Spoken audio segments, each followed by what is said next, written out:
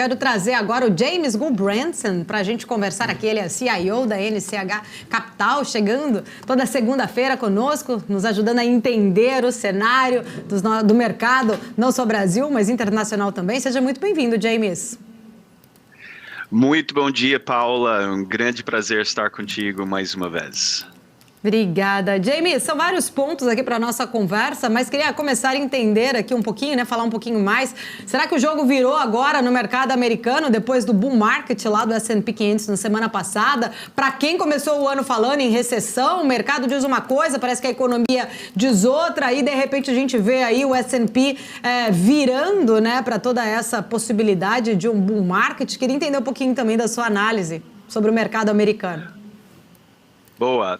Paula, desde que começamos a encontrar juntos aqui na BMC às segundas-feiras, eu tenho insistido que quem acredita numa recessão grave, num problema do mercado americano para 2023, simplesmente não está respeitando os dados fundamentalistas.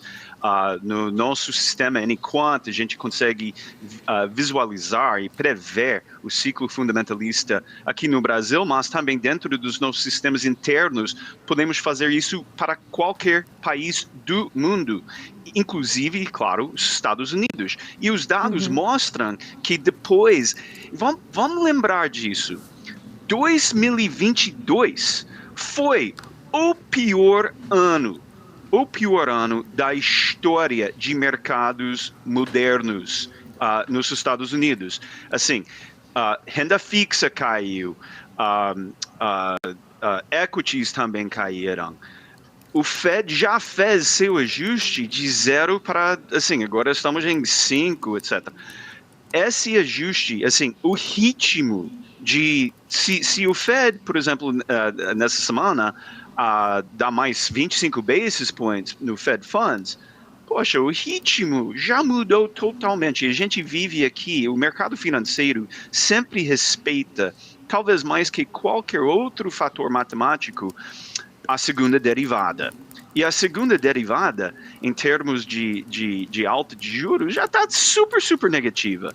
Ou seja, que essa alta, tanto no mercado americano, especialmente em tecnologia, small caps estão bombando lá fora, como aqui no Brasil, small cap, desde que começamos a falar, Paula, sabia que small caps subiram uns 25%, e você que sabe que quase cada segunda-feira eu tenho destacado o fato de que small caps no Brasil, small e mid caps, tem como recuperar muito. Durante essa fase, a trajetória é muito semelhante ao que aconteceu em 2015 e 2016. Então, assim, investidores podem respeitar os fatos, os dados fundamentalistas, ou continuam com seus vieses, com seus medos, e acabam perdendo essa alta. Ô James, falando um pouquinho, né, especificamente, você trouxe aí sua visão, inclusive, claro, sobre as small caps, mas eu queria entrar um pouco mais em relação a esse bull market, vamos dizer assim, do S&P, esse rotation setorial, principalmente para as empresas de tecnologia, até porque eu queria entender na sua visão, né, a gente vê ali 7, acho que se eu não me engano, 7 maiores empresas que estão, né, sustentando exatamente esta alta, mas eu queria entender na sua visão, você acha que é realmente sustentável, ou podemos, de repente, né? A gente até na semana passada vimos aqui alguns comentários de pessoas preocupadas se isso pode ser uma bolha ou não. Só pensar aí nessa recuperação, esse rotation em cima dessas empresas ligadas à inteligência artificial. Como você enxerga exatamente? É sustentável esse bull market dessas empresas de tecnologia? Ou a gente pode acabar vendo, de repente, uma mudança significativa daqui a alguns meses em relação a esse setor? Bom, quanto à inteligência artificial, em que um mercado que nós participamos aqui com N-Quant, nós acreditamos que nem começamos a realizar que nós e outras empresas que criam machine learning, que estão entrando nesse setor de inteligência artificial, que o jogo nem começou. ok? Quanto aquelas, as FANGs, né, as famosas 7 empresas que estão impulsionando, 5, 7 empresas que estão impulsionando essa alta no setor de tecnologia, muito disso é um efeito de ETF, em que elas têm pesos enormes em vários ETFs, e como o ETF agora domina entre todos os veículos de investimento em renda variável nos Estados Unidos. Então, uma vez fluxo forte entrando em ETF, quer dizer que essas 5 a 7 são sempre favorecidas, ok? O que estamos vendo nos Estados Unidos, temos um tema, e tenho falado isso, que nunca estive mais animado e otimista para as bolsas globais, especialmente o Brasil e os Estados Unidos, na minha carreira, tá? Que está chegando em 30 anos, estou chegando em quase 30 anos de carreira. Por quê? Porque essa alta de juros vai parar. O Banco Central, assim, agora com os últimos dados de IPCA, com assim, mais visão sobre o que vai ser o fiscal desse governo novo, que a gente tem agora toda a capacidade a começar a baixar juros, tá? Aqui no Brasil. E tem um tema global muito importante hoje em dia, que é que inflação vai começar a ter uma sensação de desinflação, ok? Estados Unidos, e já tem isso no Brasil. A sensação é que, claro que estamos ainda com inflação positiva, mas em relação ao ano passado é um outro mundo. Então, é exatamente o que aconteceu em 2015 e 2016. Mas agora, isso vai ser uma coordenação global em termos de inflação, ficando mais tranquila. Quer dizer que tem todos os componentes para um rally sensacional aqui no Brasil, nos Estados Unidos também, e em outros mercados emergentes e desenvolvidos. Agora, que temos passado em 6 semanas um rally fora da curva, em Small 11, por exemplo, o ETF que acompanha o índice Small Mid Cap, sim. Então, não é possível que vai simplesmente subir no final de entre final de 2016 final de 2015, Small 11 subiu uns 100%, mas não foi assim, linearmente para cima. Teve sim correções e o mercado está muito overbought, ou seja, teve muita compra, muito dinheiro, fluxo positivo entrando nas últimas semanas. Seria normal se o mercado, especialmente Small 11, recuou um pouquinho e depois de respirar, aí nós achamos que vai começar a subir. James, bom dia. Felipe Nascimento falando contigo. Aí, diante de tudo que você expôs, a gente pode perceber que esse ralizinho que estamos vendo, não só Brasil, mas Estados Unidos também com S&P, com Nasdaq e tudo mais, deve continuar, principalmente numa semana tão decisiva como agora, onde o Fed vai, ou pelo menos deve, bater o martelo de continuar os juros do jeito que estão, até para ter um horizonte de entendimento sobre como que vai se comportar a economia americana com o juro nesse patamar por mais um período, né? Terminando aí o ciclo de aperto monetário. Ralizinho, então, deve continuar, pelo menos nas próximas semanas, e como você bem disse, de repente até por um pouquinho mais de tempo, né? Assim, temos que lembrar, por exemplo, quando eu comecei minha carreira na Wall Street, no Morgan Stanley, lá atrás, 97, 98, assim, você nunca imaginava que taxa de juro ficaria por baixo de 5%, talvez 4% seria uma taxa de juro mínima. A gente passou 10 anos, mais que 10 anos, a gente passou desde a crise financeira de 2008, a gente passou com basicamente taxa de juros a zero. Então, é normal que tivéssemos esse ajuste, aquele bear market horrível que passamos no ano passado. Isso foi totalmente normal. Mas a economia americana é milagrosa e consegue, assim, mesmo, sei que preços imobiliários em várias cidades estão caindo, mas isso deveria acontecer, porque subiram demais. Que isso vai causar uma crise lá, não, porque, sim, isso vai impactar, sim, quem comprou uma casa nos últimos anos e refinanciou e tirando dinheiro para colocar no bolso para, sei lá, comprar carro. Isso acontece muito nos Estados Unidos. Sua casa valoriza, você refinancia, tira o dinheiro refinanciado, vai comprar uma BMW. Isso acontece muito. Quem fez isso, aí vai ter problema, vai talvez ter problemas. Mas a grande maioria dos americanos já estavam em suas casas, já tinha. Então, e os bancos americanos são muito melhores em termos de estrutura dos seus balanços, já estão muito melhores do que estavam lá atrás, 2005, 2006, 2007, que deu sequência à crise financeira. Então, como aqui, tanto lá como aqui, poderíamos ter o que a gente chama de pullback, né? Talvez uma queda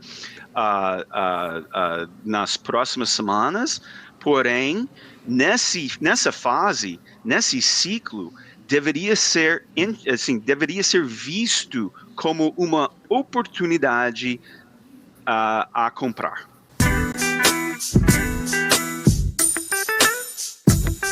Eu quero trazer aqui para a nossa conversa agora Vandique Silveira, economista, Vandique, comentarista nossa aqui da BMC News, chegando na nossa programação junto com o James. Seja muito bem-vindo, Vandique. Bom dia para você.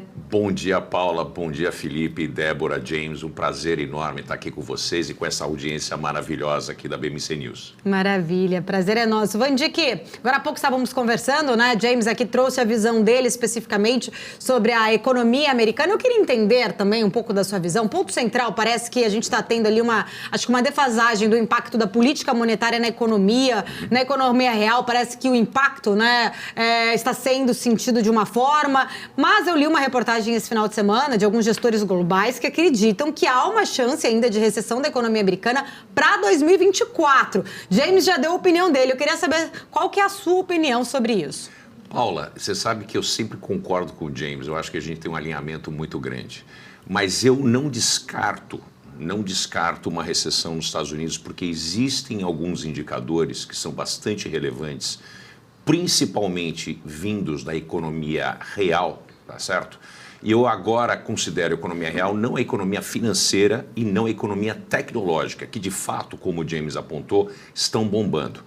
Mas existe um indicador muito importante de renda disponível, né? E um dos maiores indicadores disso é a conta de venda de RVs. RVs são trailers que os americanos utilizam e é a marca de renda disponível a compra de RVs. E existe uma cidade no norte de Indiana chamada Elkhart, que 90% dos RVs, desses motorhomes, esses trailers são vendidos. E eles são vendidos, são fabricados. E eles tiveram uma queda recentemente de mais de 40% na venda de motorhomes, que é distribuída pelos Estados Unidos inteiro. Isso é um indicador super importante que economistas, isso é uma visão mais de economista, menos do mercado financeiro, mas de economista, que a gente leva em consideração a renda disponível dos americanos, porque é um processo muito tradicional a compra de motorhomes nos Estados Unidos, os RVs. Então, existe uma queda bastante pronunciada. Isso normalmente preconiza a possibilidade de uma recessão.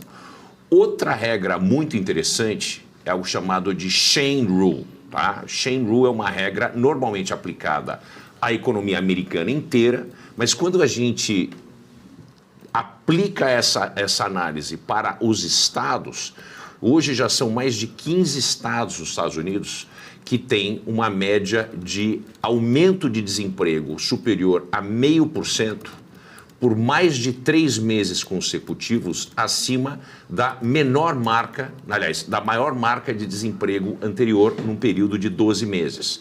15 estados por 3 meses consecutivos com um número de desemprego 0,5% superior à alta mais elevada dos últimos 12 meses. Quer dizer, isso também faz com que a gente possa olhar a possibilidade de uma recessão. Eu sei que a economia americana é a economia mais resiliente do mundo. É difícil você olhar e apostar contra ela. Eu não estou dizendo aqui que acredito que nós vamos ter necessariamente uma recessão. Mas eu não descarto a possibilidade, ela não vem... nos meus números, ela não se aproxima a zero, ela se aproxima a uma probabilidade real que a gente deve estar antenado. Outra marca importante de uma recessão, tá? O desemprego nos Estados Unidos, que rodava nos 3,3, 3,4, teve uma leve elevação de 0,3 e está em 3,7. Ainda é pleno emprego, mas isso mostra que existe um aumento relativo no número de casos de desemprego. Outra marca importante, esse indicador é muito importante, geração de novos empregos. A média do mercado, até antes do último trimestre, eram 400 mil novos empregos gerados por mês. Agora nós estamos em torno de 280 mil, quer dizer, a taxa de geração de novos empregos, de criação e geração de novos empregos, vem caindo. É bastante robusta, 280 mil empregos. No entanto, esses são números que a gente deve olhar com o maior critério, principalmente na economia real. A minha grande preocupação é que nos Estados Unidos e praticamente no mundo inteiro, nós temos uma economia que ela é focada no setor financeiro, no setor de high-tech, das grandes empresas de tecnologia e das emergentes em tecnologia, e a gente esquece que o sujeito da esquina, que o homem e a mulher média que trabalham em algum campo, alguma indústria que não é tão sexy, essas pessoas estão sim tendo um impacto negativo em função do aumento de taxa de juros. Outro setor importante é o setor de crédito. Crédito para pequenas empresas, de fato, praticamente caiu a um ponto muito restritivo. Empresas estão encontrando dificuldades. Empresas, assim, do setor real, né? O sujeito que tem uma empresa de landscape, né? O sujeito de jardinagem, etc. Coisas assim bem tradicionais. Essas pessoas estão tendo muita dificuldade nos Estados Unidos de encontrar oportunidades de crédito, e créditos são acessíveis, a taxas que são acessíveis. E até mesmo as grandes empresas vem sofrendo com novos critérios para empréstimo, isso em função dos aumentos da taxa de juros. Então eu não acho que a gente saiu da floresta e está todo mundo salvo. Eu acho que a gente ainda tem um período para percorrer vis-à-vis os dados econômicos da economia real. James, quero ouvi-lo agora, até porque, né, eu vi que, a princípio, vocês têm algumas divergências, né, em opiniões, mas eu queria entender também, complementando aí a sua fala, se você também enxerga com alguma preocupação essa parte do mercado de crédito, como o Van Dijk trouxe aqui pra gente, e de alguma forma também se há aí, na sua visão, né, alguma perspectiva para proteger o patrimônio, caso realmente a gente venha a ter aí, de repente, uma chance de recessão na economia americana para o próximo ano, como muitos gestores defendem. Eu sei que não é a sua visão, mas entender de uma forma geral como você avalia esse tema. James, acho que você deve estar com o áudio mutado. Por gentileza, vamos só... O pessoal vai verificar tá me ouvindo aqui. Agora sim. Agora sim, ok. claro. Van Dijk, a gente fez história hoje. Pela primeira vez discordamos. Primeira vez. Então, o que estamos passando nos Estados Unidos hoje em dia, e no mundo inteiro, nós estamos passando por um grande ajuste tá? Porque com a pandemia, uma grande normalização das atividades econômicas e também de como as famílias, especialmente as famílias americanas, estão direcionando os seus gastos. Por exemplo, quando a pandemia começou, assim, teve aquele estímulo, pessoas recebendo, eu conheço pessoas que receberam mais que $30 mil mês em estímulo para sustentar a família, tá? Mas, e ainda tinham o seu emprego. Então, esse dinheiro entrou, não tinha onde gastar tradicionalmente, né? Não tinha como ir para o cinema, não tinha ir para a concessionária comprar um carro, pois estava fechada. Então, como que as famílias redirecionaram seus gastos, taxa de poupança subiu, e agora o que estamos passando é a grande normalização. O que mais, a gente já falou sobre isso, a gente vê petróleo, mais cedo estava caindo forte, e a gente já falou sobre isso, que a alta de demanda, a alta de preços de commodities não foi por causa de demanda explodindo. Em alguns casos, sim, construção nos Estados Unidos teve um impacto forte acima disso. Mas o problema, o que impulsionou preços foi a falta de logística e a situação anormal totalmente de logística no mundo inteiro. E então, eu acho que algo que muito surpreendeu o mercado quando a China reabriu foi que petróleo não continuou subindo, minério de ferro não continuou subindo, mas sim, esses commodities caíram, como nós tínhamos previsto aqui no Enquanto. Por quê? Porque agora a cadeia de suprimento, a logística está voltando ao normal. Resumindo, é bem assim, que uma recessão poderia acontecer em 2024, por final de 2024, pode ser. Só que os resultados, a gente enxerga dentro do Enquanto, a gente tem como enxergar qualquer geografia como se fosse uma única empresa, tá? O conceito que a gente chama de One Company, em que agregamos todos os resultados de todas as empresas listadas em cada país para criar uma visão cíclica. Então, a SA, Estados Unidos SA, na verdade, está mostrando que entre o segundo TRI, que estamos terminando agora, e meados do terceiro TRI, que deveria ter uma virada nos resultados das empresas listadas. Agora, a economia pode ser bem diferente que os resultados das empresas listadas.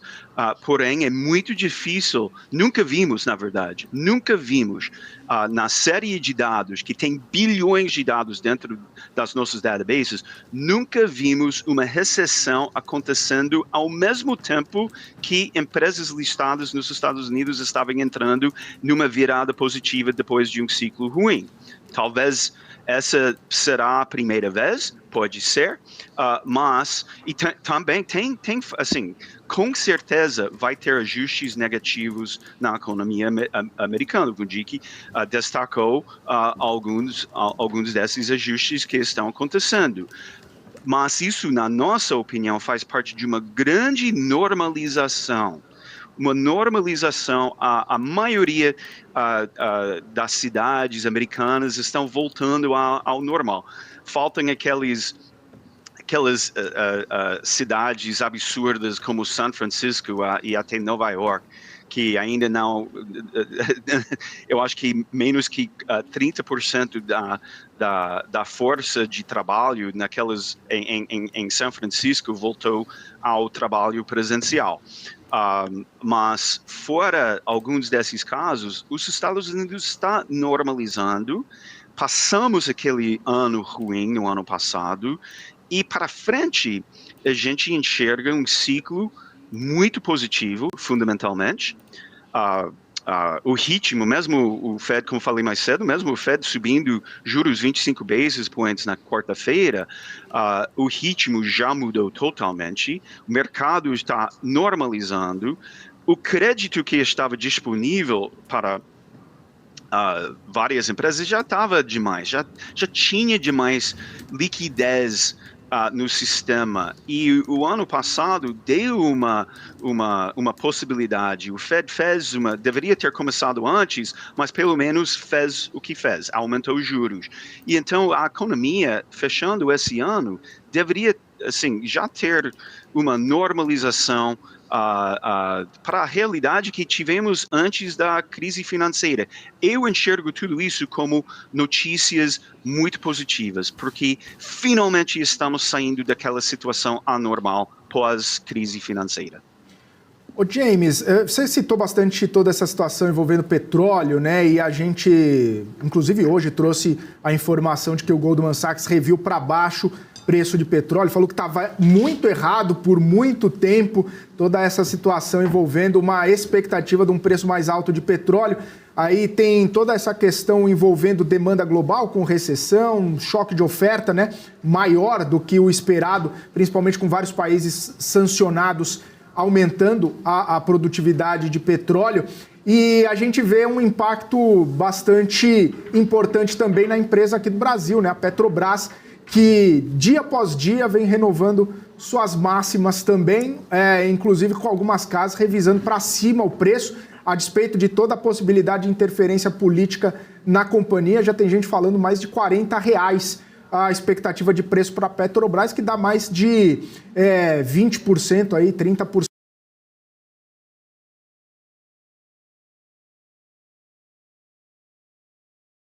Se você puder analisar a Petrobras no Eniquant para a gente dar uma olhada como que esse ciclo fundamentalista da empresa, que vem vindo de bons resultados, diga-se de passagem, pode projetar daqui para frente a companhia.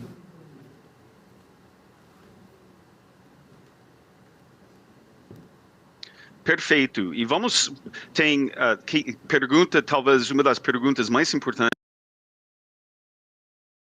Vamos falar sobre a situação macro de petróleo e depois vamos olhar na Petrobras dentro do Eniquant. A situação macro de petróleo está, assim, eu não diria que está muito ruim, mas está ruim. Algumas semanas atrás eu dei uma previsão de que petróleo iria bater 50, 55. Estou falando sobre WTI, né? Eu sou texano, então WTI é meu ponto de referência. Brent sempre tem um prêmio em relação ao WTI, então em Brent, falando sobre talvez 53 a 58. Hoje em dia, eu acho que caiu para 67 hoje, se não me engano.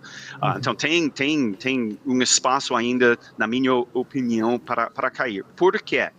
Porque vivemos numa nova realidade quanto ao petróleo, que é que, sim, provavelmente tem mais, assim, cada ano a gente começa o ano falando sobre, vai ter falta de petróleo, e ao longo do ano sempre tem novas explorações que têm resultado positivo, e aí a gente descobre mais. E hoje em dia, assim, tem uma dominância em termos de investimento em energia através de energia mais sustentável. Até nós estamos avaliando alguns projetos aqui de energia sustentável. Minha esposa está terminando o seu mestrado, por exemplo, em Sustainable Resources, Sustainable Governments na Harvard, porque tem uma demanda enorme para esse mercado. Então, a tendência de petróleo, não quer dizer que petróleo não poderia voltar para 80, 100, etc. Pode ser. O petróleo é muito, muito volátil. Mas o cenário ao longo das próximas décadas é bem pessimista. Ok, vamos falar sobre a Petrobras. E eu coloquei Petrobras no Eniquant, estou compartilhando minha tela aqui. A Petrobras, como nós temos destacado, ela tem uma situação bem diferente que o mercado mais macro, ok? A Petrobras teve um fator bem importante que impactou, porque tipicamente ela toma o preço de petróleo na veia, mas como é uma estatal, a estatal mais importante do Brasil, que tem participação enorme de investidores globais, quando tem